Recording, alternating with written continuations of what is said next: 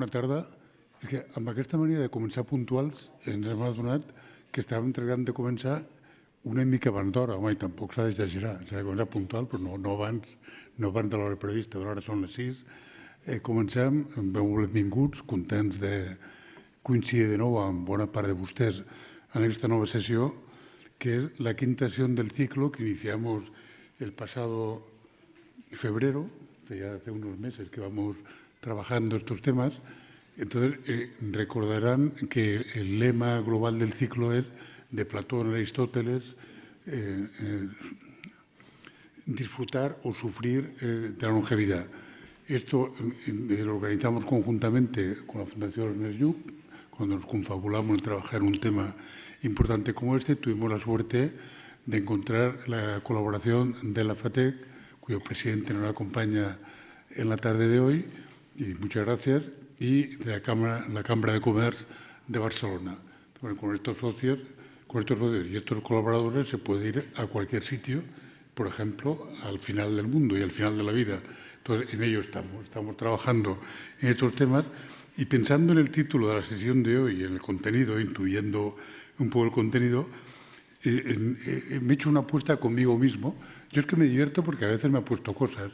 Y gano o pierda da igual, porque como todo queda en casa, a veces empato, o sea, ni gano ni pierdo. Pero bueno, no te acostumbro a ganar porque apuesto sobre seguro. Entonces he apostado que la ponente de hoy es más platónica que aristotélica. Si fuera aristotélica, en lugar de titular la ponencia Vida plena a la vejez, de manera asertiva, la hubiera titulado de manera interrogativa. ¿Vida plena a la vejez? Bueno, veremos. No, la ponencia la he titulado rotundamente Vida plena a la vejez, la importancia de tal, pero de una manera realmente asertiva. Realmente, con esta forma de expresarse, seguro que tiene una visión más bien optimista, más bien esperanzadora de lo que supone la vejez, la longevidad y cómo podemos organizarnos, que es un tema también que me he dado cuenta que cada vez me interesa más, es curioso. Hace 30 años me interesaba menos que ahora me apasiona. Y yo creo que en 10 años será mi tema fundamental. Ahora, bueno, perdónenme la pequeña broma, pero es una expansión. Pero antes de tener la edad que tengo, entre la que me voy siendo cada vez más orgulloso, como hemos contado alguna vez, y cuando hace unos años empecé a reflexionar con algunos colegas sabios cuáles eran los temas más importantes a los que se enfrentaba previsiblemente la humanidad, les hablo de hace una veintena de años, incluimos la longevidad. O sea, y no era tanto por que me tocara tan de cerca, digamos, sino porque intuimos que efectivamente era uno de los temas importantes, igual que la desigualdad, lo que no podíamos imaginar hace 20 años que sería tan importante como lo es hoy en España, en Cataluña y en el mundo, un poco en general. La longevidad, la igualdad, la gestión de la diversidad, tampoco podemos imaginar que sea tan importante como llegó a ser, y en este caso incluso tan frívolamente tratada. Por decirles que la longevidad no es que sea una sensibilidad del día de hoy de la FATEC, la Fundación Lluch, del mundo académico, sino que es, afortunadamente, un tema que ha venido llamando la atención de manera creciente en los últimos años y en los que durante un tiempo se hablaba más de lo que se construía y últimamente tenemos la satisfacción de constatar que ya se va construyendo, que ya se va reflexionando, profundizando y dando pistas de trabajo y de esperanza para el futuro. Bueno, en ello estamos y esto será, sin duda, el objeto de la sesión de hoy. Bueno, y solo me resta agradecer mucho a nuestra ponente que haya querido trabajar hoy con nosotros y prestarse, y luego además a un coloquio con la sala alrededor del tema de la vida plena en la vejez. Muchísimas gracias.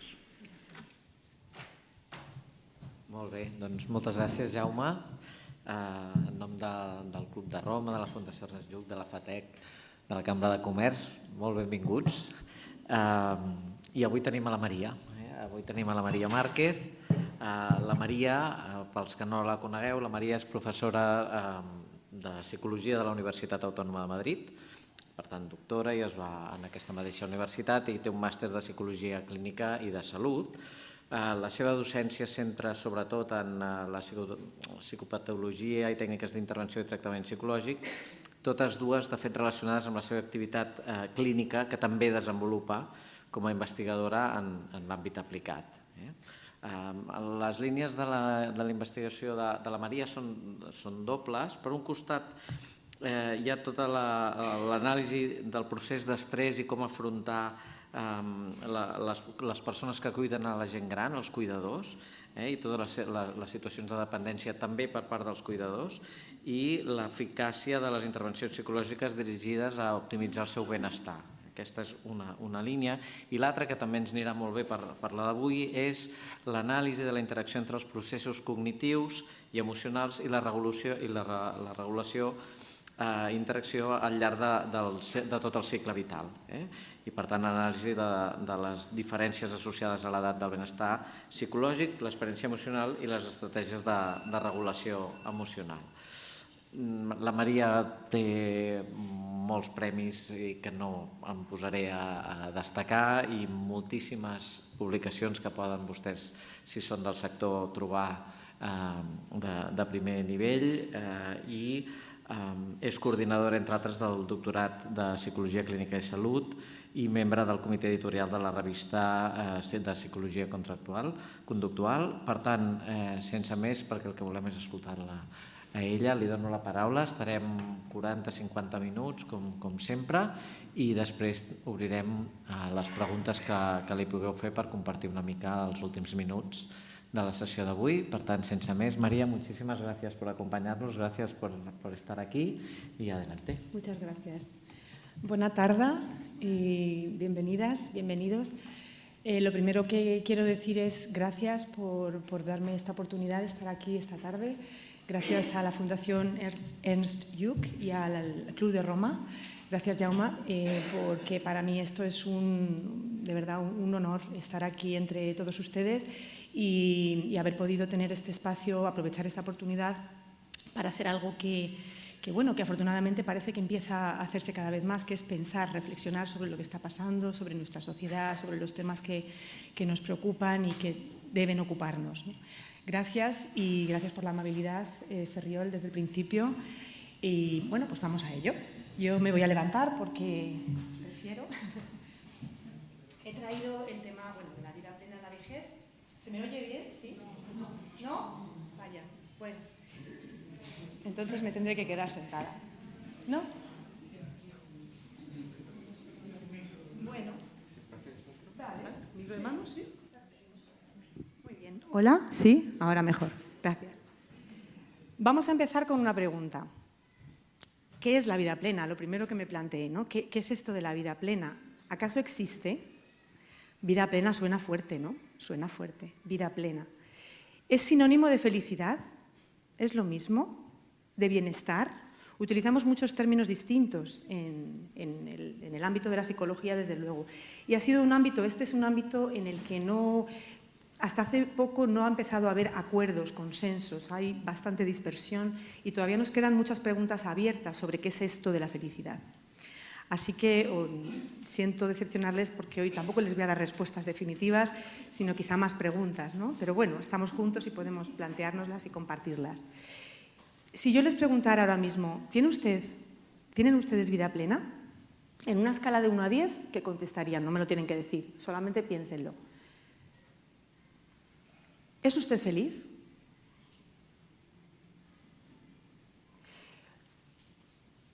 Más que el resultado de esta pregunta, lo que interesa aquí en este momento es qué procesos se han desarrollado en su cerebro para responder a esta pregunta. Es decir, qué información han buscado para poder decir que su vida es plena o no es plena, o que son felices o no son felices, ¿no? Y en realidad ahí está el contenido de la ponencia de hoy. Y vamos a empezar con el caso de Manuel. Manuel es una persona conocida por mí, una persona con 95 años, con una excelente salud de hierro. Siempre se cuidó muchísimo, siempre muy preocupado por vivir más y vivir con calidad. Pues todo lo que le decían que tenía que hacer lo hizo, ejercicio físico, buena nutrición, nunca bebió, nunca fumó. Y en una ocasión le comentaba, pues firmaba yo por llegar a los 95 como usted, Manuel. Y dijo, pues me arrepiento de haberme cuidado tanto. Y digo, ¿por qué, Manuel? ¿Para qué quería yo vivir más? ¿Para qué quería yo vivir más? Si a mí nadie me dijo que esto iba a ser tan aburrido, que iba a tener tantísimo tiempo y que no iba a saber qué hacer con el tiempo. Desgraciadamente esto es algo que ocurre. Aquí he traído un trocito no de la experiencia de Manuel, sino de otra persona mayor, recogida en esa obra que pongo más abajo. Lo que yo pienso que es el gran problema de algunos mayores, yo diría, no se puede generalizar y también quería empezar por ahí. Vamos a hablar de envejecimiento, vamos a hablar de mayores, pero nunca podemos generalizar porque la heterogeneidad es la norma. Es esto que se conecta con el aburrimiento y la inmensidad del tiempo, que no sabemos cómo llenarlo, porque antes lo lleno con la energía del cuerpo, que te llena el tiempo. Y hay un momento en el que el cuerpo ya está muy domesticado por el tiempo y no importa cuánto tiempo tengas para algo, que el cuerpo ya no quiere. Bueno, van saliendo algunos temas. El mensaje que yo les vengo a traer hoy, efectivamente, es optimista, es positivo. Creo que podemos hacer cosas para evitar acabar con esa sensación de aburrimiento y de que nos arrepentimos de vivir tanto, ¿no? Podemos hacer cosas. En realidad, la experiencia de Manuel refleja algo que, desde mi punto de vista, ocurre muchas veces. Desde que nacemos, desde que somos niños, la sociedad, la estructura social en la que vivimos y la agenda vital que existe, hay una agenda vital transparente, pero que está ahí y que nos marca en cada edad, en cada etapa vital, nos va marcando qué es lo que se espera, qué es lo adecuado, ¿no? Pues un niño tiene que ir al colegio, un adolescente tiene que salir a divertirse, un adulto, ¿no? Nos va guiando. Entonces, si yo ahora les preguntara ¿para qué vivimos? ¿No? ¿Para qué vivir? La pregunta por el sentido de la vida. ¿Qué hace que mi vida merezca la pena? ¿Por qué me levanto? ¿Por qué se levantan ustedes todas las mañanas de la cama? Probablemente esto un niño de 11 años no se lo pregunta, ¿no? Un adolescente, pues probablemente tampoco, aunque ojo que la adolescencia está floja en los tiempos que corren, ¿no? Ahora iremos con ello. ¿Pero por qué? Porque la estructura social, la estructura de nuestras sociedades y esa agenda vital invisible marca y nos genera un andamio, hay un andamiaje social que nos va marcando lo que tenemos que hacer. De alguna manera es como estímulos, escenarios que nos van dando una guía para actuar y nos van ofreciendo los escenarios para ello. Nos van ofreciendo esos escenarios. ¿Qué pasa en la vejez? Que ese andamiaje se desdibuja bastante. Llega una edad en la que, ¿qué se espera? ¿Qué se espera a partir de los 70 años, 80 años? ¿Qué es lo adecuado en estas edades? ¿Qué es lo que la sociedad, esa agenda vital que tiene reservado para las personas de estas edades? Y ese es uno de los desafíos del envejecimiento, que esa estructura, esa guía, al final la tiene que poner uno, ¿no? Hay que hacer mucho trabajo de voluntad y de un papel activo a la hora de definir cómo quiero vivir mi vida. Pues sobre esto vamos a hablar sobre la vida plena, si es que existe, sobre el bienestar y la felicidad, vamos a ver qué desafíos trae el envejecer a nuestra vida, desafíos para ese bienestar y les traeré también una selección de claves que desde mi punto de vista pueden ser pistas para esta buena vejez, esta buena vida en la vejez. Bien, hablemos de filosofía en este primer momento. La psicología se asienta en la filosofía y necesariamente tenemos que rendirle tributo. Tradicionalmente ha habido como dos grandes escuelas de estudio del bienestar. ¿Qué es esto del bienestar? El bienestar se puede entender desde el punto de vista del hedonismo, y ahí pongo estas dos figuras que son las principales, para quienes la felicidad era un resultado del placer, de tener una vida placentera, ausencia de dolor. Sería el principio más importante para entender la felicidad. Al final, el fin de la vida humana consiste en conseguir el máximo de momentos de placer, de serenidad, sin perturbaciones.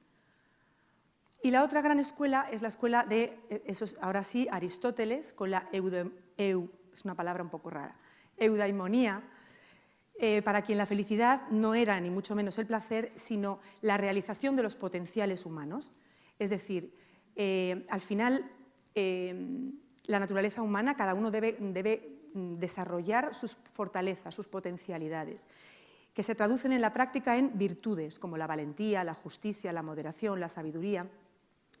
La virtud no es innata al hombre, y esto es una diferencia con Platón, porque para Platón, de alguna forma, la naturaleza humana llevaba a la virtud, pero para Aristóteles hay que currárselo, hay que trabajárselo. La virtud no es algo que salga, sino que hay que trabajar, implica voluntad, implica esfuerzo. Pues de momento estas serían las dos grandes tradiciones de la filosofía de las que ha bebido la psicología y, por supuesto, aquí lo vemos en la actualidad del panorama del estudio de la felicidad. Tenemos dos grandes líneas, la línea del bienestar hedónico, que se evalúa precisamente con métodos como el que les he presentado al principio, ¿no? Pues, ¿con qué frecuencia se sienten emociones negativas, emociones positivas? ¿O cuál es el grado de satisfacción genérica con la vida? Esta sería esa línea de pensamiento que tiene que ver con el estar bien, afectivamente hablando, emociones positivas y menos negativas. Pero, como les he introducido ya, tenemos esa otra parte del bienestar.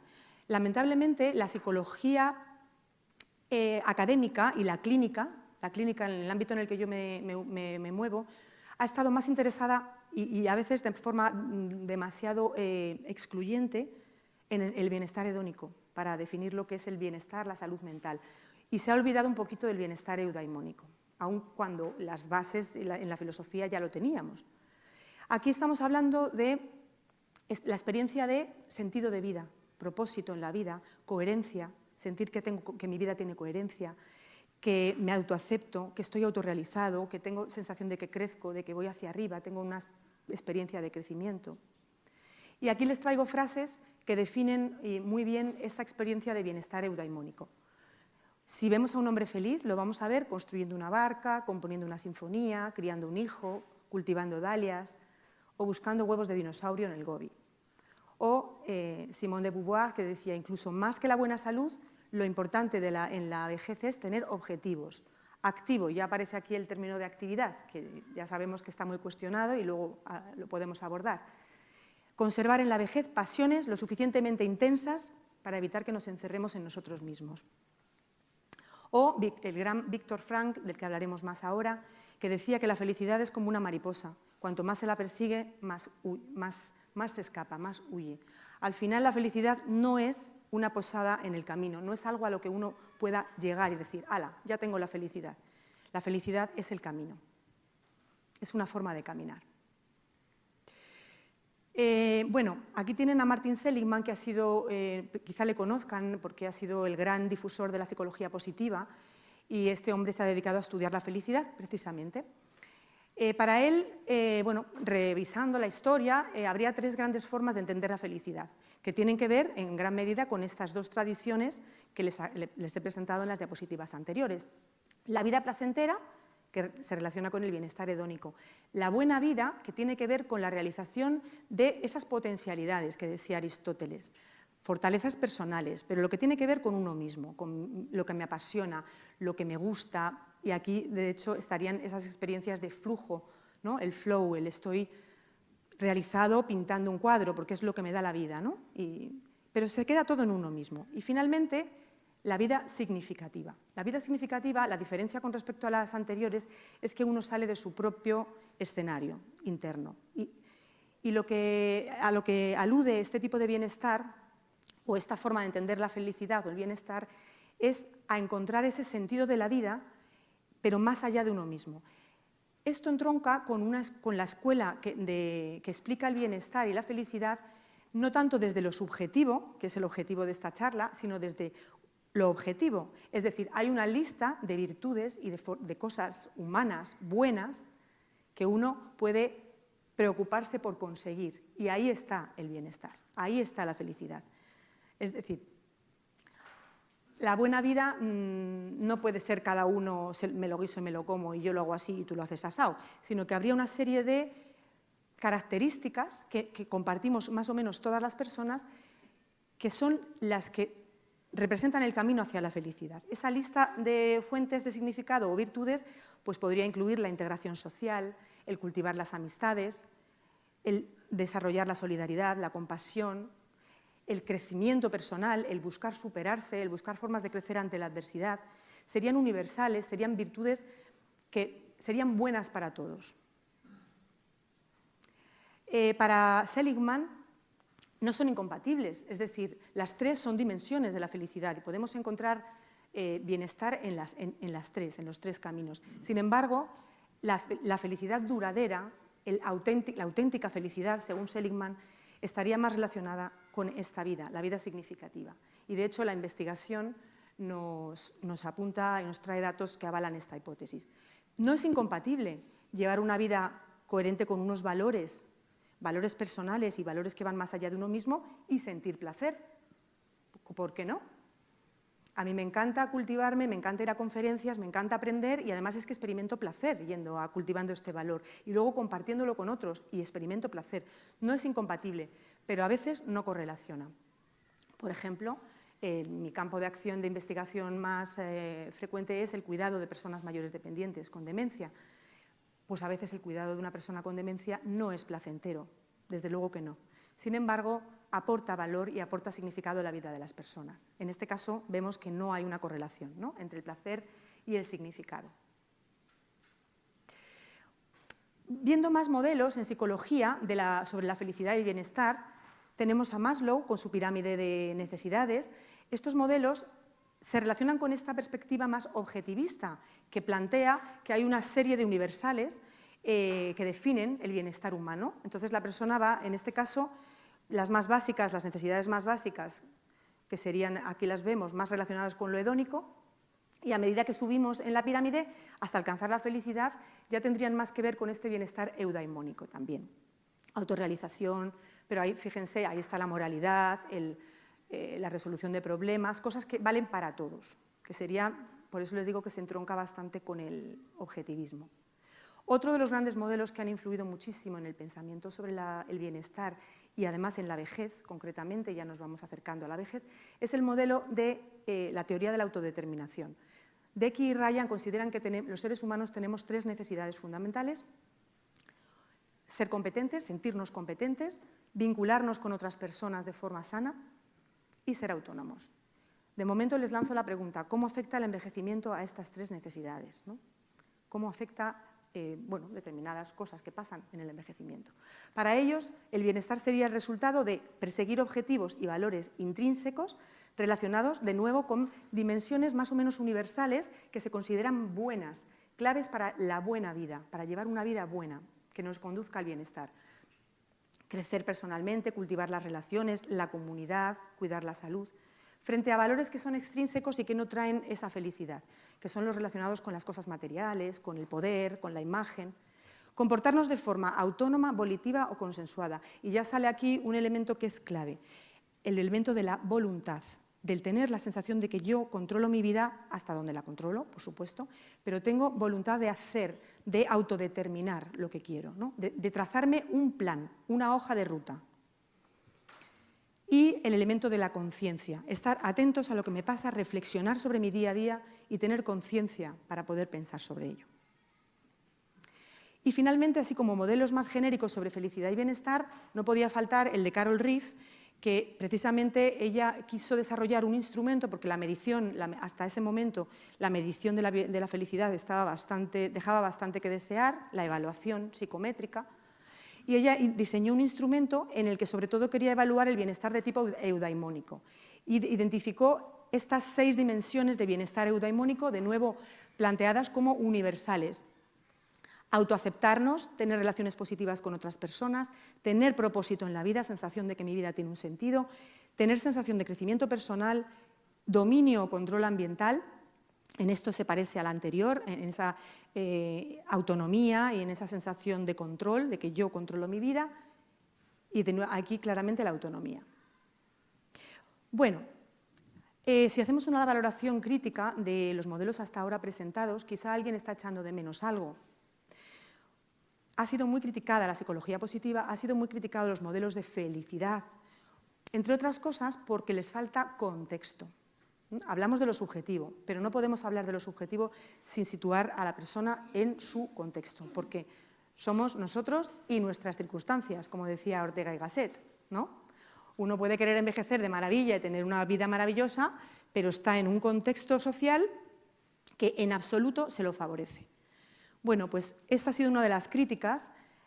Claro, este mensaje de tú puedes ser feliz, tú eres el responsable de tu felicidad, es un mensaje bueno, bastante coherente con el modelo económico imperante, el modelo capitalista, el modelo de consumo y el modelo de productividad, ¿no? El ser humano es el agente y para ello necesita comprarse los libros de turno o tomarse el fármaco de turno, pero uno es responsable de su felicidad. ¿Qué peligro tiene este mensaje? Por otro lado, el sufrimiento no está presente. Las cosas malas que nos pasan, que tarde o temprano a todas las personas nos pasan cosas. Perdemos a alguien querido, tenemos una enfermedad que nos limita, nos echan del trabajo de una forma injusta. Pues efectivamente necesitamos incorporar en nuestros modelos de bienestar el sufrimiento, dar más centralidad a la ubicuidad del sufrimiento. Existe el dolor, las emociones negativas son parte de la vida humana y en relación con esto, la capacidad del ser humano para afrontar ese dolor, para afrontar ese sufrimiento. Son elementos clave que no pueden faltar en un modelo de bienestar. Y en este sentido, ya en la psicología, afortunadamente nos hemos hecho cargo de esto y se han estudiado variables como el crecimiento ante la adversidad o la resiliencia. Y aquí quería ya empezar con traer el modelo que desde mi punto de vista bueno, pues ha sido de los más fructíferos en cuanto a proporcionar herramientas terapéuticas para trabajar en muchos problemas emocionales que tienen que ver con la falta de sentido, con la depresión, con la tristeza, la desesperanza. Y es el modelo de Viktor Frankl. No sé si ustedes conocen a este psicólogo, bueno, en realidad era psiquiatra, estuvo en los campos de concentración, internado, perdió a su familia en los campos de concentración nazis y allí empezó a forjar su modelo terapéutico que recibe el nombre de logoterapia, la curación a través de la palabra. Bueno, las premisas básicas del modelo son que el ser humano está orientado al sentido, que una gran parte de los males y de los sufrimientos psicológicos, psíquicos, vienen de tener una vida vacía, la neurosis noógena que llamaba él a la falta de sentido, al no saber en qué dirección caminar, y que el sufrimiento forma parte inherente de la vida. Y es clave la actitud que adopte cada persona ante ese sufrimiento. Y él plantea un modelo en el que los valores de la persona y la realización de los valores personales son los que van a facilitar el encontrar ese sentido.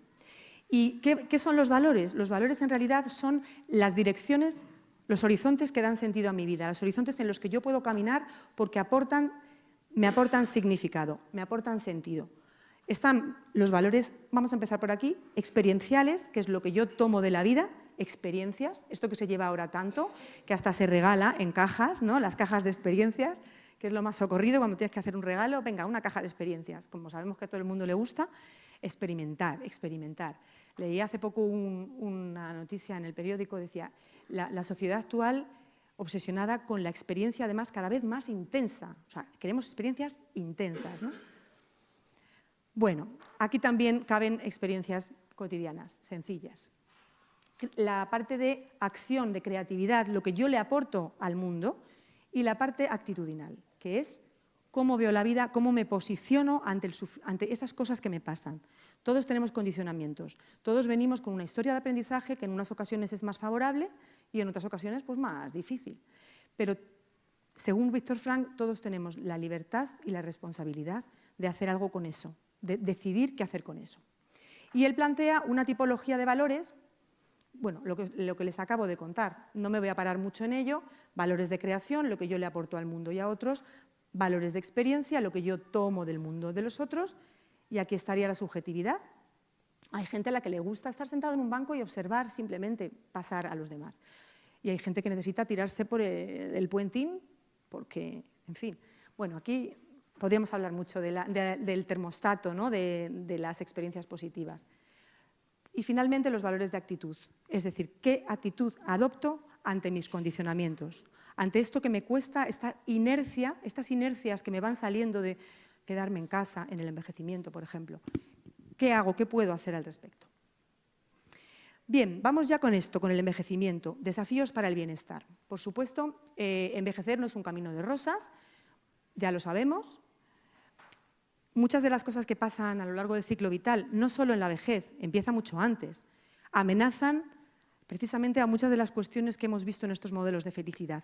Amenazan a nuestro sentido de vinculación, cómo estamos vinculados, por ejemplo, cuando hay pérdidas afectivas. Amenazan a nuestra percepción de control de autonomía, porque ya no me puedo mover como antes y necesito que alguien lo haga por mí, haga cosas por mí.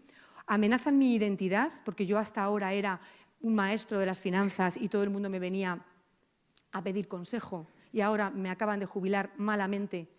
¿Y quién soy yo ahora? ¿No? Mi identidad. Y amenazan, por supuesto, el sentido, que incluye un poco todo lo demás. Por lo tanto, hay una visión del envejecimiento que yo creo que es muy acertada, que es verlo como un proceso de adaptación a todos los cambios que empiezan en realidad en la niñez, ¿no? Y en la adolescencia. Y buscar ese equilibrio entre pérdidas y ganancias, porque desde luego que hay pérdidas, muchas, pero también hay ganancias. Y lo sabemos, ¿no? Seguramente en otras conferencias se ha hablado de las ganancias. Y una de las claves va a ser el ajuste flexible de las metas, la flexibilidad psicológica que ahora está en la mesa de todos los debates en psicología, como rasgo o como competencia o aspecto subjetivo que facilita muchísimo la adaptación, la salud mental y el crecimiento en la adversidad. Déjenme que les introduzca brevemente a qué factores moldean las trayectorias de envejecimiento. De acuerdo con uno de los modelos más influyentes, la perspectiva del ciclo vital, de Paul Baltes y Margaret Baltes, son de 3 tipos los factores que afectan a cómo envejecemos. Por un lado tenemos la parte biológica, los genes, la epigenética, los factores, bueno, mi cuerpo, lo que he heredado y no solo lo que he heredado, sino cómo ha sido mi nutrición, mi historia de vida, estilos de vida, deporte que he realizado, cómo está mi cuerpo. Por otro lado, el contexto sociocultural, es decir, en qué país vivo, en qué ciudad, qué creencias se tienen sobre el envejecimiento, estereotipos edadistas, están o no están, qué valor social se da a los mayores, a la vejez, qué concepciones se tienen. Y por otro lado está la persona, ¿no? Que iremos luego con ella. Vamos a pararnos un poquito en el contexto. Aunque la charla va de aspectos subjetivos, ya les he dicho que no podemos hablar de la persona o de los aspectos subjetivos sin contextualizar adecuadamente dónde estamos. La agenda vital que nos dice qué es lo adecuado hacer en cada edad. La temporalización de los roles, que explica, por ejemplo, la angustia de una mujer de 45 años que no ha sido madre y que ve que se le pasa el reloj biológico, está llegando y quiere ser madre, por ejemplo. La agenda vital marca oportunidades y sanciona también. Y si no, fíjense, si ustedes van a un bar y ven a estos chicos, o van por un parque y ven a esta pareja. Probablemente, pues piensen, ¡ay, qué bonito el amor! O ¡qué bien se están divirtiendo! Y sin embargo, si vieran estas otras imágenes, a que probablemente no experimentarían lo mismo. ¿A que no? Seamos sinceros, que estamos aquí en confianza. ¿Por qué? Porque ahí está la agenda vital, ahí está la cultura, ahí están las ideas y las creencias, la imagen social del mayor, que ya eres muy mayor para hacer estas cosas, o esas otras, ¿no? Pues esto marca la vida de las personas. Esto nos marca, porque uno, antes de hacer esto, le viene el pensamiento de, anda, ¿cómo nos vamos a dar un beso aquí con toda la gente que está pasando? ¿Qué van a pensar? Estereotipos edadistas que son interiorizados, porque luego se convierten en autoestereotipos, que eso es lo malo, porque si se quedaran fuera, ningún problema, pero si yo me los trago y vivo mi vida de acuerdo con esos autoestereotipos, pues llega el perfil de persona mayor, como decía Rocío Fernández Ballesteros, catedrática de gerontología y una gran maestra para mí, las personas yoyas, los abuelos yoyas, yo ya no sirvo para esto, yo ya no puedo hacer lo otro, yo ya no puedo hacer lo otro, los abuelos yoyas. Bueno, pues efectivamente envejecer es desafiante, tanto por la parte biológica, porque aparecen problemáticas de salud, los sistemas van envejeciendo, los sistemas orgánicos, no al mismo ritmo en todas las personas, ojo, y además, cada vez envejecen más tarde, con esta ampliación de la vida que estamos teniendo gracias al desarrollo de la ciencia. Pero el caso es que sí, disminuye la capacidad de reserva y por la parte social Se nos limitan escenarios de acción, se nos limitan oportunidades para el desarrollo de roles y de actividades significativas. Por ejemplo, la jubilación forzosa. Hay muchas personas que se ven obligadas a jubilarse cuando están en pleno rendimiento y en el mejor momento de su carrera, sintiéndose útiles, capaces, dando respuestas a sus compañeros más jóvenes y ala, por edad te tienes que ir a la calle. Bueno, la sociedad en la que vivimos amenaza el sentido en la vejez, amenaza la sensación de, la percepción de vinculación humana. Y si no, vamos a verlo. ¿Cómo está nuestra sociedad? Y esto podría llevarnos a otro ciclo de conferencias. Productividad, consumo, placer, disfrute, belleza, narcisismo. Estamos en un momento cultural muy particular. Los valores en alza son la competitividad, el éxito, el hiperrendimiento, la rapidez, la inmediatez, la presión de tiempos, el hedonismo, el placer. Se rechaza bastante el malestar, el sufrimiento como algo anómalo. Las tiendas de Mr. Wonderful venden, vamos, son millonarias, ¿no? Todo bonito, todo. Instagram. ¿Quién cuelga en Instagram una cara triste o mirad qué mal lo estoy pasando? Poca gente. Cuelgas las fotos de tus vacaciones en la playa, qué maravilla, mira que lo que estoy comiendo, healthy, en fin, todo este tipo de cosas. Luego, condiciones de la sociedad como la falta de conciliación familia-trabajo que hace que las personas en general estemos cansadas, sobre todo los que estamos en la rueda todavía de la multiplicidad de roles. Trabajamos, criamos hijos, trabajamos mucho, actividades extraescolares para arriba y para abajo. Estoy proyectando un poco también mi vida aquí, ¿eh? O sea que, bueno, y probablemente la de muchas personas. Por otro lado, se han perdido instituciones sociales que daban cohesión. La vida comunitaria, la vida en los barrios, las redes vecinales, antes estaban más activas. Afortunadamente esto está cambiando, yo creo que empiezan a activarse en muchos sitios. Faltan espacios intergeneracionales. En gran medida, las personas mayores no encuentran con facilidad espacios en los que vivir con personas de otras edades, ¿no? Al final hay actividades donde en el centro de mayores, ¿no? Y es difícil cruzarse. Yo todavía me acuerdo lo que sentí cuando dejaron salir en la pandemia a pasear, que pusieron un horario distinto a las personas mayores, ¿lo recuerdan? Una nueva forma de discriminación, ¿no?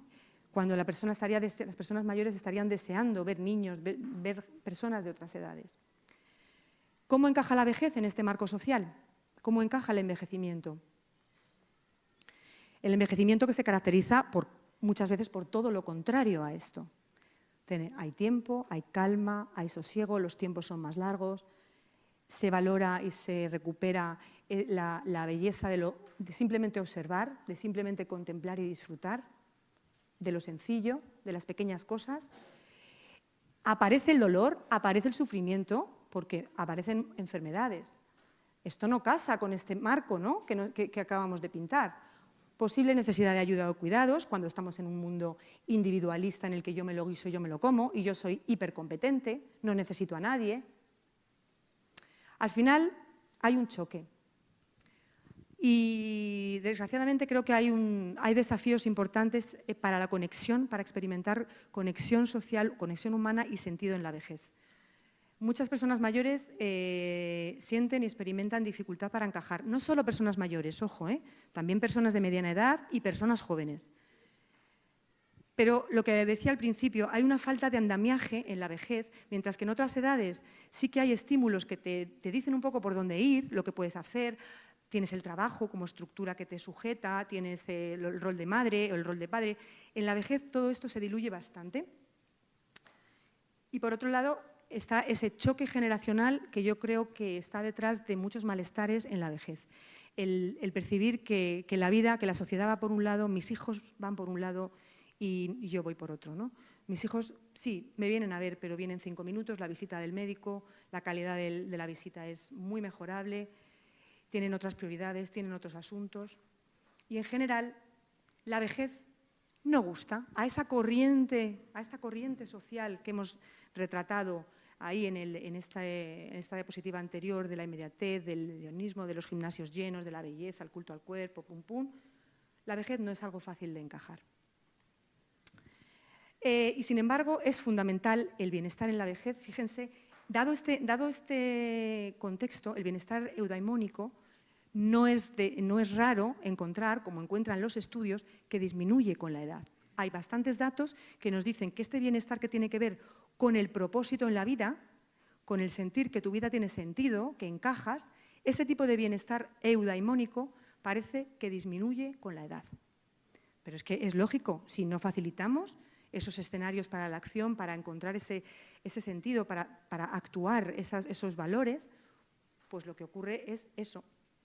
No van a leer, porque es la letra muy pequeñita, pero bueno, las flechas, las líneas que bajan a partir de los 60 años son precisamente las que se refieren al crecimiento personal y al propósito en la vida. Es decir, en comparación con grupos de mediana edad y jóvenes, estas dimensiones parece que se ven más afectadas. Y, sin embargo, también es muy interesante la relación que hay entre el bienestar eudaimónico y la salud y la longevidad. Estamos en un ciclo de estudios sobre longevidad y, fíjense, se han encontrado relaciones directas entre experimentar este tipo de bienestar, no el hedónico, no el del placer, no el de tengo muchísimas emociones positivas a lo largo de la semana, no. Este de mi vida tiene un sentido, encuentro significado en mi día a día, con mayores tasas de longevidad y menores de mortalidad. Bueno, aquí les he traído dos de los estudios así más... Y en este cuadro resumo un poco lo que se ha encontrado. Longevidad, menor morbilidad. Por ejemplo, hay estudios neurocientíficos que encuentran un mayor volumen de la corteza insular, de la ínsula, en las personas con bienestar de este tipo, bienestar de propósito en la vida, crecimiento, sensación de que tengo un significado. Y precisamente esta corteza es la que se relaciona con tener conciencia sobre mi vida, tomar decisiones, tener control de mi vida, y se relaciona negativamente con depresión. Menor riesgo de deterioro cognitivo y demencia.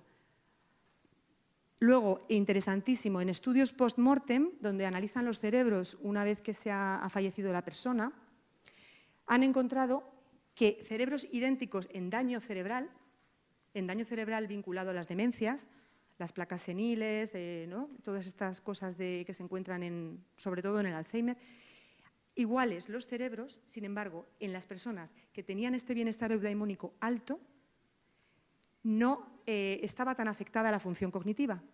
Seguían funcionando cognitivamente bien o mejor que aquellas que, teniendo el mismo daño en los tejidos, no tenían este tipo de bienestar. Por lo tanto, estamos ante una variable realmente importante. Recapitulando, el envejecimiento supone cambios, pérdidas, limitaciones y, en cierto modo, es como una encrucijada. Ante la que nos vamos a encontrar o se encuentran o se han encontrado en algún momento. ¿Y ahora qué? Hay una gran heterogeneidad y esto depende de los recursos que uno tenga, recursos personales, aspectos subjetivos, de los cuales ya hemos hablado de algunos, pero también de recursos del contexto, mi red social, mi red de apoyo. Y en esa encrucijada, y esto es un poco simplificar, no simplemente hay dos caminos, hay caminos intermedios, pero sí, haciéndolo más simple, estaría la vía de la desconexión, que desgraciadamente es la que adoptan algunas personas, como ya no estoy funcionando como antes, como yo no encuentro espacios, como ya todos son obstáculos, como salir a la calle me provoca dolor, pues me quedo en casa directamente. O la vía del compromiso con la vida, del seguir cada día regando las plantas de mi jardín, es decir, vinculado con mi proyecto, con esa actitud, y aquí ya sale la palabra actitud, autodeterminación, aceptación de las limitaciones y adaptación a ellas. De nuevo, el término ajuste flexible de metas, flexibilidad psicológica para poder adaptarme a todos estos cambios y mantenerme en el curso de la vida. Ojo, la vejez es tan grande, el periodo que llamamos vejez es tan grande, que es que son 60 años. Es que si hacemos caso a los estudios, vamos a vivir 120 o podemos vivir 120 años, cada vez más personas. Y si empezamos a contar la vejez desde los 60, esto es una barbaridad, ¿no? Ya afortunadamente se están estableciendo distinciones en la investigación entre personas mayores jóvenes, personas mayores medianas, personas mayores mayores. En cualquier caso, es verdad que para facilitar que la persona adopte esa vía, la vía del compromiso con la vida, del bienestar y de la vida plena, necesita muchas veces ayuda, necesita recursos, necesita andamios. Y muchas veces no están. Así que, volviendo al modelo de perspectiva del ciclo vital, si los factores biológicos y contextuales nos ponen trabas a la hora de envejecer, la persona cobra un papel protagonista.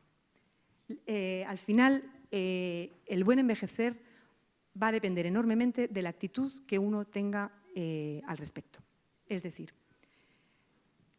¿cuál es mi hoja de ruta? ¿Qué es lo que llena mi vida? ¿Qué es lo que me gusta hacer? ¿Cómo puedo hacerlo? ¿Qué acciones cómo puedo afrontar estas cosas que me están pasando y que me hacen sentir mal o me limitan? Y aquí la conciencia, el ser personas conscientes, ¿no? La reflexión, el pensar sobre mi vida y los valores personales van a suponer un recurso fundamental. Una guía, al final los valores son como una brújula, una guía para definir el propio lugar en el mundo, ¿no? Y para ir revisando cómo encajo yo en este mundo, porque quiero seguir encajando. Esa es la actitud, quiero seguir encajando y no bajarme del barco como algunas personas deciden en todo su derecho, por supuesto. Y ya llegamos a la parte final, que serían, bueno, pues las claves, qué claves o qué pistas. Seguro que ustedes tienen muchas, de hecho están aquí y están, en fin, esta sería una de ellas, están en el curso de la vida, están creciendo personalmente, acudiendo a estas actividades, por ejemplo. Al final es clave la adaptación y la resiliencia ante todos los cambios que se producen en la vejez. La metáfora de la vida como manejar un barco, no sé si ustedes han manejado alguna vez un velero o un barco, pero bueno, la metáfora se puede entender. Los vientos pueden ser muy fuertes y pueden amenazar con tirar el barco, pero si uno sabe bandearlos, ¿no? Y sabe llevarlos, lo pasa mal, pero al final puede conseguir llevar el barco a puerto, ¿no? ¿Y cómo? ¿Cómo podemos hacer un buen afrontamiento de todo esto? Pues hay factores de la persona, que son muchos de los que ya han salido, y hay factores del contexto, porque de nuevo digo, vivimos en un marco social, vivimos en un contexto. Vamos a pararnos en factores de la persona. Y ahí les presento las tres grandes teorías en gerontología que explican el envejecimiento, planteando mecanismos y procesos de adaptación. Baltes y Baltes hablan de procesos de optimización, selección y compensación. Optimizamos. A medida que envejecemos y que encontramos limitaciones en algunas funciones, optimizamos. Primero seleccionamos, ya no nos podemos dedicar a tantas cosas o ya no puedo tener tantas actividades, tantas destrezas. Voy a seleccionar aquellas que me gustan más y en ellas voy a trabajar especialmente, las voy a fortalecer especialmente, las voy a optimizar. O procesos de compensación. El ejemplo mejor en este sentido es el del pianista, creo que era Rubinstein, que a medida que envejecía, la pieza de piano, sus piezas favoritas de piano, pues las tocaba de forma distinta, había como más lentitud en la ejecución. Entonces él lo que hacía era, aposta, tocaba la pieza mucho más despacio para que pudiera optimizarse el contraste con los trozos de la pieza que eran más alegres, ¿no? Entonces adaptaba la pieza para que la esencia de la misma se mantuviera, tocando en general todo más despacio, para que se siguiera notando el contraste. Hay muchos factores que obviamente facilitan un envejecimiento mejor, ¿no? No podemos pararnos en todos, el nivel educativo sin duda es uno de ellos, los factores de personalidad, es decir, personas que de toda la vida han sido más abiertas a la experiencia, han tenido más flexibilidad, pero ojo, que no se entiendan estos factores como factores rígidos, que yo he nacido así y ya está, y así me muero, nada de eso. Todo esto se puede trabajar y se puede... Y de hecho en las intervenciones psicológicas lo hacemos y con éxito. Y no necesariamente yendo al psicólogo, uno lo puede hacer también solo, muchas veces. La historia de aprendizaje, pues, ¿qué experiencias haya tenido cada uno? Experiencias, por ejemplo, sociales. Pues es que he tenido muy mala suerte, el acoso en los colegios, ahora está un poquito mejor, ahora se oye menos, pero hemos tenido una época que era acoso, bullying a todas horas. Pues claro, experiencias de rechazo social de ese tipo probablemente marcan a una persona a la hora de vincularse, que hemos visto que es una de las necesidades, ¿no? Según muchos de los modelos, la conexión humana. Entonces, bueno, habilidades sociales, ¿qué estrategias tengo para afrontar los cambios? Y aquí mi intención a lo largo de toda esta charla ha sido resaltar esta parte de los valores, la claridad de los valores. ¿Cómo quiero que sea mi vida? ¿Qué aporta significado a mi vida? ¿Y qué la colorea? Y si no lo he descubierto, todavía estoy a tiempo de hacerlo. Esa es la buena noticia. Hay multitud de estudios que encuentran cómo efectivamente el significado personal, la experiencia de que mi vida tiene significado cada día, además, no necesariamente cosas muy abstractas, cosas de un significado muy trascendente, de voy a salvar a la humanidad, no. El día a día, el saludar a mi vecina cuando me cruzo, el cruzarme unas palabras con ella y esperar, aunque tenga prisa, por ejemplo. O el simplemente tomarme un café, el café de todos los días, escuchando la radio. ¿No? La sencillez muchas veces, no es necesaria el activismo, ese activismo que nos ha vendido el modelo de envejecimiento con éxito. Hay que hacer. Bueno, a ver, si entendemos que por hacer, el estar tranquilo observando, pues sí, no dejamos nunca de hacer cosas, ¿no? Pero las actividades pueden ser tan sutiles y pueden ser meditar, contemplar, un atardecer, reflexionar, pensar, mirar a tu pareja y quedarte embelesado. Una fuente de valores muy interesante es lo que tiene que ver con la autotrascendencia, con el salir de uno mismo. Ese tipo de bienestar o esa dimensión del bienestar que señalaba Seligman, que era la vida significativa, de las 3 tradiciones de la felicidad que vimos al principio, esa que implicaba salir de uno mismo. Efectivamente, los valores generativos que Erikson situaba en la mediana edad, decía que esta era la tarea que tenían que hacer las personas de mediana edad. Bueno, hoy en día se sabe que también en la vejez y también en la juventud, el ser generativo y el ayudar a otros da muchísimo significado a la vida.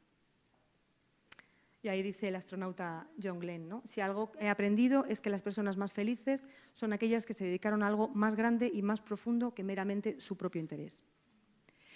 La tarea que Erikson colocó en la vejez, una tarea adaptativa, como lo que había que hacer para ser feliz en la vejez, era la integración del pasado. El mirar mi vida y decir, he vivido una vida, me gusta la vida que he vivido o está bien, ¿no? Estoy conforme, estoy satisfecho. A mí cuando conocí este modelo me pareció bastante edadista, fíjense, porque claro, ¿qué pasa? Que si la tarea es mirar al pasado, ¿eso significa que no hay presente o no hay futuro?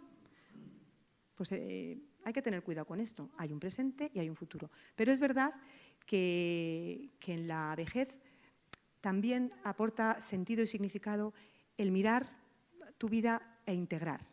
Y dentro de esto hay muchas cosas que se pueden trabajar, por ejemplo, los rencores acumulados, los conflictos no resueltos con familiares, ¿no? La falta de perdón, muchas veces ahí está obstaculizando, ¿no? Está impidiendo que fluya, otras veces no. En fin, aquí sí que cada persona es un mundo y tenemos casos únicos y en cada persona, ¿no? El tema de la trascendencia y la espiritualidad.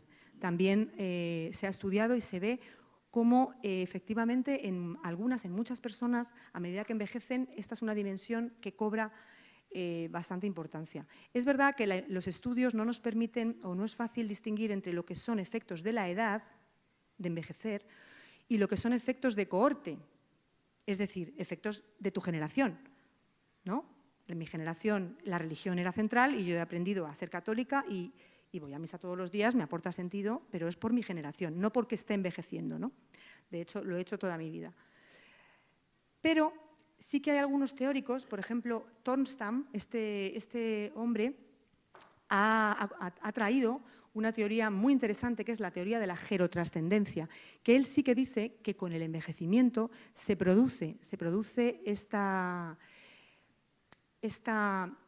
acentuación de lo trascendente, de lo espiritual, y no entendiendo esto como religión necesariamente, sino como conciencia del mundo, como conexión con el cosmos, con un ente superior, si se quiere o no, conexión entre los seres humanos. Es muy interesante esto, ¿no? Y al final él plantea que sería una fase final en una progresión natural hacia la madurez y la sabiduría. Y aquí se ubica, fíjense, la soledad contemplativa positiva. Se habla en términos muy negativos de la soledad es horroroso, la soledad no deseada, pero hay una soledad deseada que es maravillosa. Y también se ha estudiado que efectivamente en la vejez puede que esto cobre más importancia, esos momentos de soledad deseada. Bueno, faltan estudios, falta investigación, tampoco podemos extraer conclusiones. Por lo tanto, bueno, han ido saliendo claves. Ante las pérdidas, cambios o transiciones que vienen inevitablemente en la vida y que hacen difíciles o incluso imposibles a veces determinadas metas o objetivos concretos asociados a valores. Por ejemplo, yo tengo el valor de mi pareja y hacer todo con mi pareja y enviudo, mi pareja muere, fallece. Pues ya no voy a poder seguir haciendo cosas con esa persona, ¿no? Voy a tener que darle una vuelta a este valor. Ojo, eso no significa que el valor y esto en psicología lo trabajamos, ¿no? En trabajo de duelo, la relación con esa persona puede continuar en un plano más simbólico, ¿no? Si uno pues hay personas que después de la muerte de su familiar siguen hablando con él, siguen contando con él, hay símbolos para recordarle, para hacerle presente. Se mantiene esa relación, pero obviamente ya las cosas que uno puede hacer no son las mismas, pero puede hacer otras o puede cultivar de otra forma otros valores. Y aquí sí, aquí está ya ocupando el primer plano el ajuste flexible de metas. ¿Conocen la metáfora del roble y el junco, la historia del roble y el junco, ¿no? El roble orgulloso se metía con el junco diciéndole, pero qué sin sangre eres, te vas para todos los lados con él. Hoy estás aquí, mañana estás allá, no tienes personalidad, no tienes fortaleza. Mírame a mí cómo estoy, el rey del bosque, ¿no? Pues vino una tormenta con un aparato eléctrico impresionante, rayos, truenos, y el roble acabó pues malamente. Y sin embargo, el junco ahí estaba. ¿Quién era más fuerte de los dos? Aquí está, a mí me gusta mucho porque simboliza esta variable de flexibilidad psicológica que facilita mucho el afrontamiento. ¿Cómo podemos ajustarnos de forma flexible a esos cambios? Por ejemplo, aprendiendo a abandonar metas no realistas. Es decir, es que esto ya no es posible, ¿para qué voy a seguir dándome cabezazos? Puedo hacerlo de otra manera. Y puedo engancharme en nuevas metas. Puedo aplicar aquí estrategias de acomodación, que serían quitarle valor a la meta que ya no puedo hacer. Bueno, o sea, me gustaba, pero tampoco era para tirar cohetes, ¿no? A lo mejor encuentro algo que me gusta más. Busco nuevas formas de vivir el valor. Por ejemplo, la jubilación. De repente me despojan de un rol que me aporta un montón de cosas relacionadas con un valor muy importante, que es el valor de sentirme útil para otros. Bueno, ya no puedo sentirme útil asesorando a mis compañeros en la oficina, pero ¿puedo sentirme útil de otra manera? Seguro que sí, ¿no? Y es un proceso de descubrimiento, dar valor a nuevas metas. Aquí la apertura a la experiencia es clave. Hay que estar dispuesto a salir de la zona de confort. Es decir, ya no las rutinas de siempre llegan a un punto que ya no valen. Hay que abrir un poquito y decir, venga, me atrevo, me expongo, ¿no? Y seguir definiéndonos cada día. Es decir, como decía José Luis San Pedro, este que era economista y escritor excelente y tenía, bueno, un pensador, referencia para muchos, decía, yo no sé lo que soy, con 90 años o con 80 y pico, decía, yo no sé lo que soy, porque cada día sigo siendo y cada día me estoy volviendo a definir, ¿no? O David Bowie, que decía, el envejecimiento es un proceso extraordinario en virtud del cual te conviertes en la persona que siempre deberías haber sido, ¿no? Es bonita esta frase. Como que al final ya tienes esa libertad de decir, esto es lo que yo soy. Entonces, bueno, en realidad la vida plena en la vejez, volvemos al término del principio, la vida plena en la vejez empieza hoy, empieza cada día, empieza en la juventud, porque hay que prepararlo, porque no es una cuestión solo de la vejez, Es una cuestión de cómo vivimos nuestras vidas, desde mi punto de vista, ¿no? Hay que preparar el camino. ¿Cómo? Teniendo conciencia del ciclo vital, es decir, teniendo esa conciencia de que mi vida va a pasar por diferentes etapas y que tengo que tener hoja de ruta, ¿no? Que es bueno tener una hoja de ruta que me guíe, ese andamio que en las edades más jóvenes nos lo aporta la sociedad, pero que va a llegar un momento en el que nos lo tengamos que hacer nosotros. Conocer, descubrir mis valores personales, que a veces no los tenemos descubiertos. ¿Cuáles son esos deseos, esos motivos, de esas visiones de la felicidad, del placer? Claro que sí. Vamos a hacer ensayo y error, vamos a hacer un proceso de descubrimiento. Tener un paisaje motivacional amplio. A mí me gusta mucho la metáfora del jardín de mi vida, que lo utilizamos mucho en la clínica, en la intervención psicológica, y es pensar en nuestras vidas como un jardín del que somos jardineras o jardineros. Y las plantas que hay en ese jardín representan nuestros valores, las cosas que dan sentido a mi vida. Pueden ser relaciones con personas, pueden ser proyectos personales, pueden ser, pues eso, las cosas que me importan y que cultivo y riego, ¿no? ¿Cómo las estoy regando? ¿Les estoy dedicando tiempo? Hay algunas que las tengo en el centro de mi jardín. Por ejemplo, esto lo hacemos con personas cuidadoras. Imagínense a quién tienen, qué valor tienen en el centro del jardín la mayor parte de las veces. El bienestar de su familiar enfermo. Y su propio bienestar a veces ni lo tienen plantado, ¿no? El autocuidado a veces no está, no aparece. Pues es una herramienta muy interesante para trabajar y para pensar y para reflexionar. Y en ese sentido, una vacuna contra ese aburrimiento que veíamos en Manuel, el hombre de la diapositiva, ¿no? El hombre arrepentido de haberse cuidado tanto porque estaba aburrido. Para que no nos pase como Manuel, una clave es tener un jardín rico, un jardín lleno de plantas. Es decir, diversificar nuestros roles. Claro, en la medida en que nuestras condiciones nos lo permitan, pero no es como antes. Esta mañana me preguntaban, claro, las generaciones de mayores de ahora en relación con los valores no tienen nada que ver con las generaciones de antes. Antes, estamos hablando de personas nacidas en los años 30, imagínense, o incluso antes, ¿no? Que no tenían, la sociedad no facilitaba el cultivo de otros valores o otros roles que no fueran, a lo mejor, en el caso de una mujer, esposa y madre.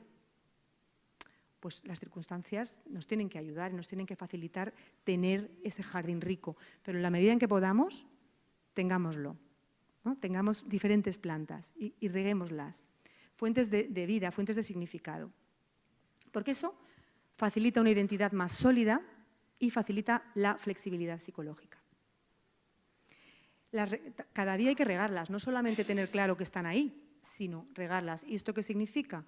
Hacer cosas para que estén bien. Caminar en dirección a esos valores. Pero ojo, vuelvo a la idea, no es hacer. Mi valor puede ser disfrutar de un buen libro y simplemente leer, o disfrutar de las puestas de sol de mi barrio, de mi zona, que son maravillosas. Eso es regar la planta del valor de la contemplación de los atardeceres, que me hace muy feliz. Otra de las líneas de acción que, claro, al final hemos visto en los modelos sobre la felicidad y sobre el bienestar que comparten en gran medida un elemento, y es el elemento social. Somos seres sociales, somos seres interdependientes, por mucho que se empeñe el capitalismo y el individualismo que impera en decirnos que nosotros, nosotras somos los dueños de nuestra vida, que no necesitamos a nadie, ¿no? Pues no, somos seres interdependientes, nos necesitamos y necesitamos comprendernos, conectar unos con otros. Cultivar estas plantas es fundamental. A lo largo del ciclo vital, todo lo que sea practicar habilidades de conexión humana, bienvenido sea. Habilidades de conversación, habilidades de escucha activa, por ejemplo, saber escuchar. Saber prolongar una conversación haciendo preguntas relevantes a la otra persona para que nos cuente más. Todo esto es fundamental. Pero ojo, y de nuevo me salgo de la persona y voy al contexto, porque la persona no vive sola. Debemos también luchar por concienciar al contexto, para que en el contexto, y estoy hablando aquí de sociedad, estoy hablando de instituciones de administración, instituciones políticas, sanitarias, que haya educativas, por ejemplo, que haya sensibilización sobre todos estos temas, que en los colegios se enseñe perspectiva del ciclo vital. Perspectiva del ciclo vital, que se enseñe a los niños que el sufrimiento existe, que antes o después a lo mejor van a tener que cuidar. Esto está ausente de los currículums educativos. Sin embargo, les cuento un ejemplo. Mi hija está dando valores en el instituto, segundo de la ESO, y digo, ¿qué harías en valores, hija? Dice, me han hecho un cuestionario de cuántos hijos tiene Angelina Jolie y Brad Pitt. No daba crédito. Esos son. En fin, creo que se puede hablar de otras cosas, ¿no?, más interesantes. Pues empezar desde las generaciones más jóvenes. Yo creo que la educación es un pilar, la educación de los niños que vienen, de los futuros adultos.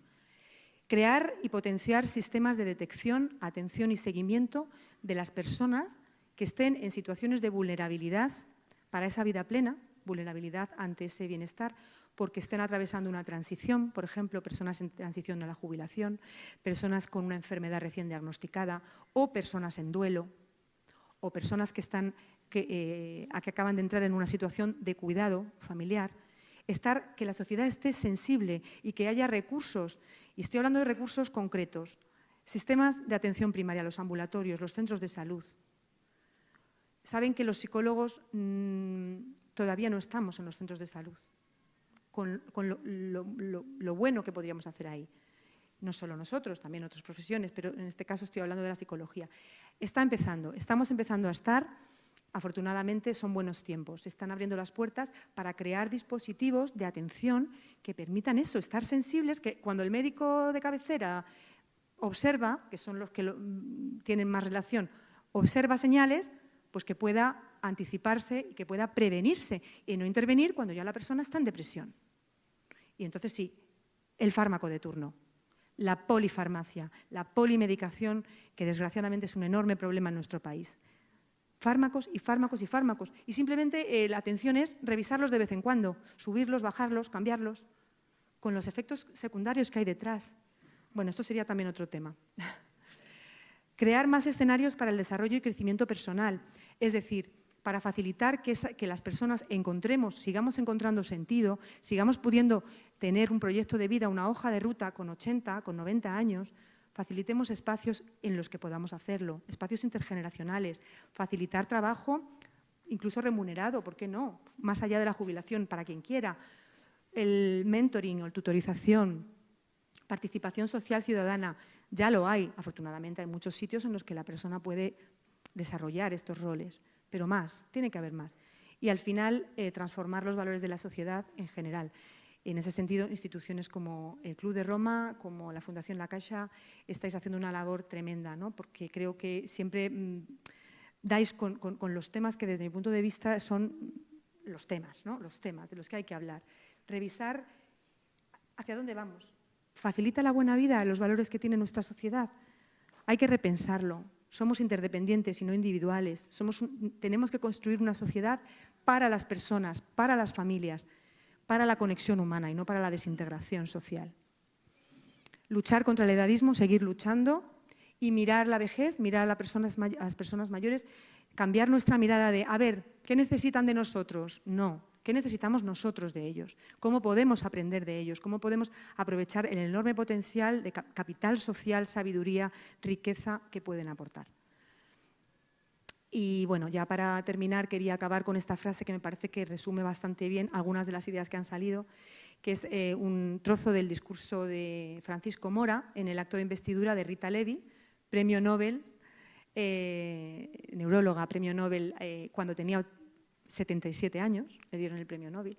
Y fíjense qué bonito lo que dice Francisco Mora. Envejecer con éxito debe ser difícil porque debe ser difícil mantener activa esa hoguera en nuestro cerebro, esa hoguera que llamamos emoción por la vida. Es verdad que el encendido de esa emoción está dentro de nosotros, en nuestro cerebro, pero el mantenimiento del fuego se hace desde fuera, en donde hay que buscarlo. El fuego emocional que nos mantiene vivos a cualquier edad solo se puede mantener con una interacción constante y perseguida de compromiso con el mundo. Y esperemos, como sociedad, facilitar cada vez más a las personas que mantengan ese compromiso con el mundo, porque es la clave del bienestar. Muchísimas gracias por su atención.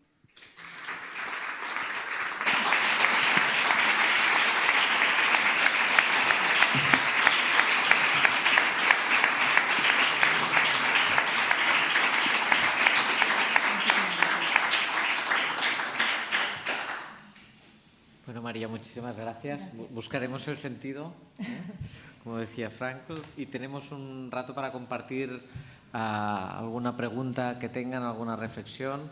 Empezamos por aquí, continuamos por detrás, empezamos por aquí delante. No, perdona, vamos por orden y vamos ahí. Bueno, siempre me da un poco de apuro ser el primero en preguntar, pero es que me estaba deseando. Bueno, muchas gracias, porque es muy estimulante. Entonces tenía un par de sugerencias y una pregunta. Primera sugerencia. Usted hablaba de que hay necesidades psicológicas básicas, competencia, relación. Intuyo que hay una más. Y esta es la sugerencia, el reconocimiento, que además está vinculado, también intuyo, a la edad. Yo creo que el reconocimiento de una necesidad psicológica universal, en todas las edades, en todas las culturas, en las mismas manías, es la universalidad del reconocimiento. Pero además mi experiencia personal y social es que es mayor cuanto mayor se hace la persona. Es decir, un adolescente quizá tiene una necesidad de reconocimiento que una persona de 70 o de 90 años. Bueno, reconocimiento como sugerencia de necesidad psicológica básica. Segunda sugerencia, entre las claves para la vejez plena, o para la vida plena a la vejez, el sentido del humor, sí, que ayuda a la aceptación, ayuda... Una cosa que los que ya tenemos cierta veteranía encuentro divertida es cuánto tiempo de emplear en mí mismo a niveles que nunca hubiera sospechado. Cuando era jovencito, oye, en 10 minutos estaba listo. Ahora no estoy listo en 10 minutos, entonces me divierte. Ya tengo broma con mi esposa, que es curioso cuánto pesa el propio cuidado, que además me importa bastante conceptualmente. Bueno, entonces digo, el sentido del humor pienso que puede ser una clave útil, y esto es una sugerencia. La pregunta, quizá un poco dramática, entre comillas, pero es muy concretamente, ¿pensar en el sentido de la muerte ayuda a construir una vejez plena? O sea, ¿puede ser una herramienta útil? Wow. Bueno, muchas gracias por las sugerencias. De verdad que creo que son muy acertadas. De hecho, yo creo que el reconocimiento es algo que tiene que ver con la competencia, que era uno de los pilares. O sea, uno quiere ser competente y que se lo reconozcan también, pero es verdad que quizá hay que darle mayor protagonismo. Y es algo, por ejemplo, que en el ámbito del cuidado, que nosotros lo observamos mucho, una de las fuentes de sufrimiento de personas cuidadoras es la falta de reconocimiento de su labor. Entonces, me parece muy acertada.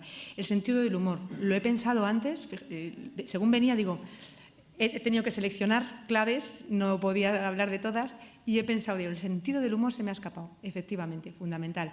Tiene mucho que ver con la flexibilidad psicológica, tiene que ver con ese relativizar, ¿no? Y con el ser capaz de reírme de mí mismo. Y tiene que ver con la aceptación. Uno difícilmente se ríe de sí mismo si no acepta esas cosas de sí mismo, ¿no? Y de hecho lo vemos, gente que cuando tienen sentido del humor aparentemente, pero cuando les haces un chiste a ellos, no, eso no, el humor conmigo no, porque hay falta de aceptación de alguna cosa. Entonces tiene que ver con cosas, pero es verdad que podemos resaltarlo más. Y respecto a la pregunta, claro, el sentido de la muerte. De hecho, me alegra que me haga esta pregunta porque en uno de los modelos gerontológicos que no me he parado a explicar porque iba apurada con el tiempo, el modelo de la selectividad socioemocional de Carstensen viene a decir que muchos de los cambios que ocurren en el envejecimiento a nivel motivacional tienen que ver con el ver que la muerte se acerca, ¿no? Que se te acaba la vida en este mundo y eso te cambia el sistema de prioridades. En el sentido de que al final dices, voy a centrarme en lo verdaderamente importante, ¿no? ¿Y qué es lo verdaderamente importante? Pues las personas que realmente me aportan, la familia, bueno, la familia entre comillas, porque también, ojo, aquí hay otro tema, Familia primero, otros después, o en fin. España es muy familista y todavía la familia es... Entonces, claro que la muerte y el sentido de la muerte está moldeando y está teniendo mucho que ver con el disfrutar de la vida plena. Yo creo que la perspectiva de la muerte De nuevo, podemos hacer varias cosas ante ella. Podemos anclarnos en el miedo a ahí viene la muerte, no quiero pensar en ella, no quiero mirar, como le pasa a algunas personas. O decir, bueno, me viene la muerte y acepto que la vida es así, que forma parte de la vida, y voy a enriquecer mi día a día y voy a vivir mi vida de la forma más, diríamos, gratificante posible, entendiéndola como más coherente con mis valores, centrándome en lo verdaderamente importante, ¿no? Entonces, sí, yo creo que la perspectiva de que el tiempo se nos acaba ayuda, puede ayudar, dependiendo de cómo uno lo gestione. Endavant. Sí, hola. Sí, gràcies a tots tres per les reflexions que heu aportat. Al Jaume primer, a Ferriol y especialment a la María Márquez, por las reflexiones que aportabais, decía, en el comunicado que hemos estado escuchando. Bien, gracias de nuevo. Empiezo por una frase de Gabriel García Márquez. Sí. Que no le veía. Perdón. Sí, que no le veía. Sí, en una biblioteca que tenemos aquí en Barcelona, que se llama Biblioteca Gabriel García Márquez, que recibió varios premios por urbanismo, por edificación, etc. Hay en una de las fachadas laterales una frase de él que dice: la vida no es la que uno vive, sino la que recuerda y cómo la recuerda para contarla. Me parece una frase grandiosa porque apela a la memoria y eso es lo que quiero de alguna manera llevar mi intervención. Entonces, así, gracias al señor Jaume, que intervino antes que yo, le agradezco que hablara del sentido del humor, porque a mí la única cosa que me hace envidia es que yo tenga conciencia en la vida de cómo ríen los niños. O sea, ciertamente me doy cuenta de que es una pérdida inevitable que fui padeciendo a lo largo de mi vida, y es que la pérdida de la risa es una cosa que es una gran pérdida. Pero ahora voy por otra pérdida. Dentro de todas las reflexiones que ha llegado a ofrecernos, no voy a hacer un relato de ellas, porque sería imposible, lo las memoricé, pero sí hay un elemento importante entre ellas que al fin y al cabo aprender el mundo, conocer el mundo, aceptarlo, tener una actitud positiva o las actitudes que mostramos ante el mundo, la resiliencia, la flexibilidad, etcétera, forman parte de un constructo de conocimiento y de asunción de la propia vida que tiene como andamiaje, y utilizo una palabra tuya, la memoria. Indudablemente, el desmoronamiento de la memoria en el curso del tiempo hace que, de alguna manera, nuestra forma de reconocer nuestro pasado sea difícil de saberse decir con versatilidad y con veracidad, con lo cual tampoco nos atrevemos a saber cuál será nuestro futuro. Pero, de alguna manera, en la forma en cómo fantaseamos e inventamos nuestras memorias y nuestro pasado nos hace inventar nuestro futuro, con lo cual el tema de las actitudes, de la resiliencia, de los objetivos, de la que él empuja hacia la vida, los valores en sí mismos, están afectados por cómo conocemos el mundo, cómo lo conocimos, cómo lo recordamos, cómo lo memorizamos, cómo lo explicamos y, por tanto, cómo lo podemos intuir. Gracias. Sí, muchas gracias, sin duda. A ver, es muy interesante. Ha traído puntualizaciones muy interesantes que nos llevarían también a pararnos mucho en, por ejemplo, me venía cómo se evalúa la felicidad, cómo estamos midiendo la felicidad de las personas, preguntándoles, por ejemplo, en el último mes, ¿con qué frecuencia se ha sentido alegre? Una cosa es lo que nos diga y otra cosa es lo que realmente haya pasado, ¿no? Y de hecho ahora cada vez más se piden metodologías combinadas en las que, por un lado, esté la pregunta retrospectiva, en la que se le pide a la persona que nos diga cómo se ha sentido, pero también que se mida en el momento el estado de ánimo o la emoción.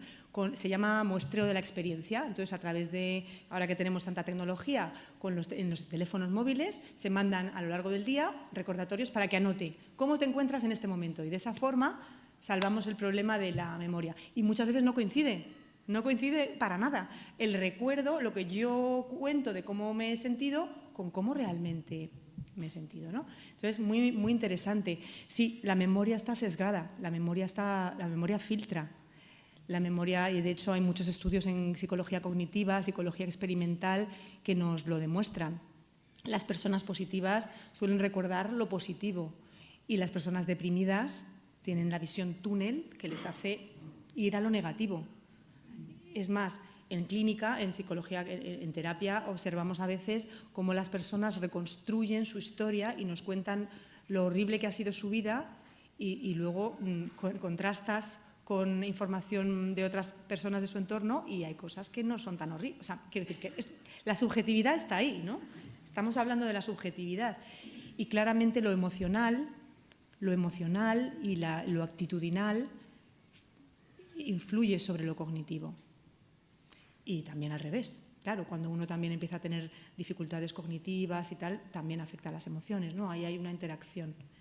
Pero muy interesante lo que nos ha traído, la verdad. No sé si tenía alguna pregunta concreta. No quiero seguir, hay más cosas, pero... Vale. Aquí davant tenim el micro.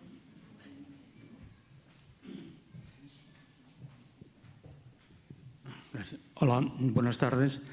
En principio, felicitarte a María porque hoy no nos ha dado una charla aquí, sino creo que nos ha dado una lección magna de que es el tema del envejecimiento y tal. Yo quisiera hacer una reflexión relativa al mundo intergeneracional.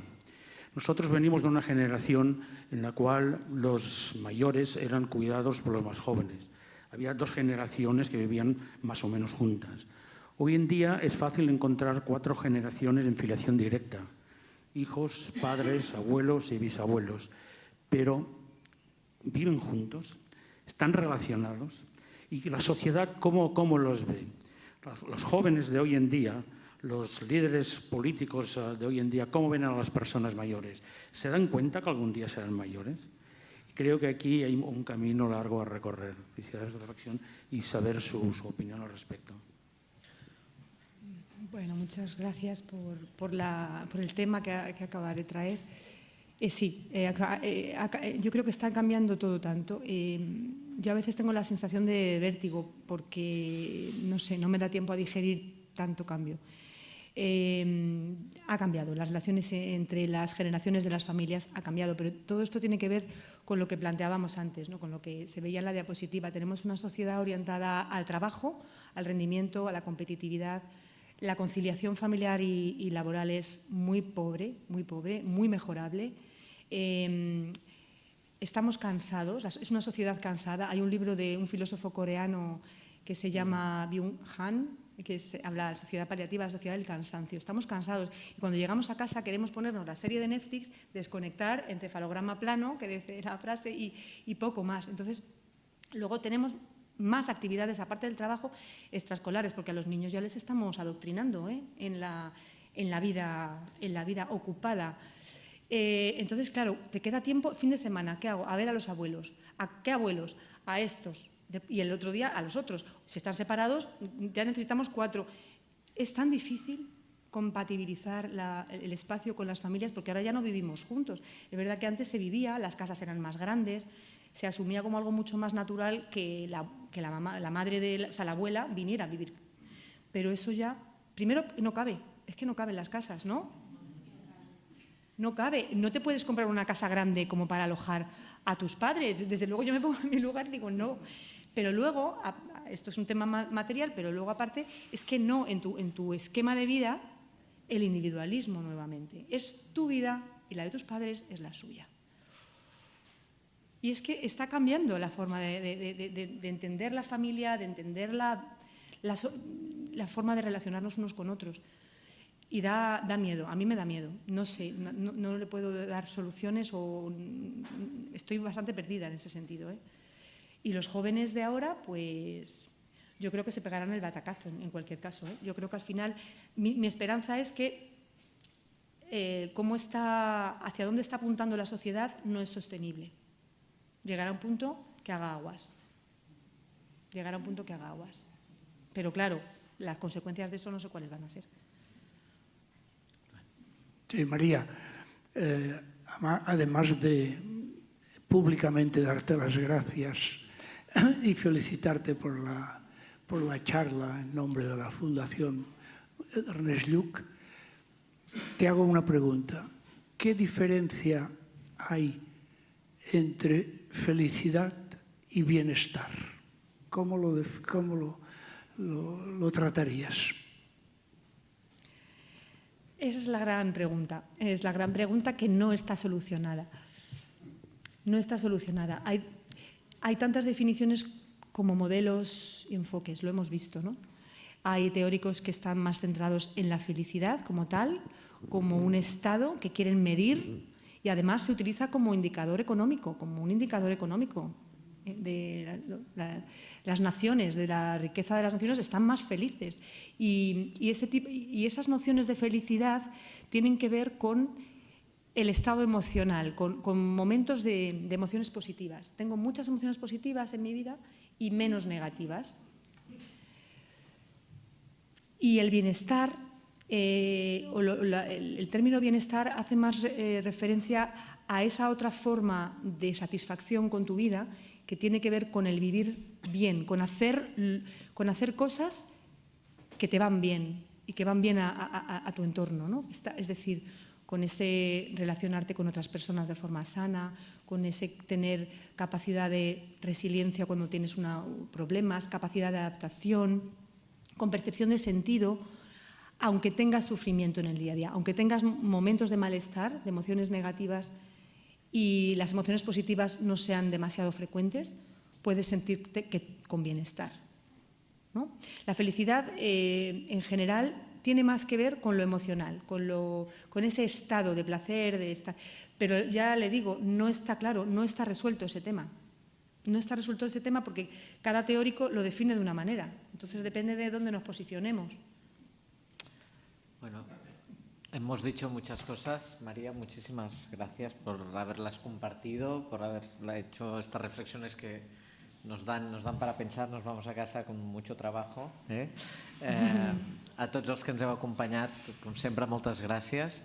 Us recordo que la propera sessió serà el dia 1 de juliol i tindrem a l'Adalina Comas Herrera, que és directora d'un observatori global sobre la cura a llarg termini de la London School of Economics i parlarà del cost de la cura i els reptes dels sistemes de cures de llarga durada, parlar de l'economia de la demència i de la dependència també des d'una perspectiva comparada, de què es fa aquí i què estan fent a diferents països d'Europa, que la seva visió des d'aquest centre de Londres segur que serà molt interessant.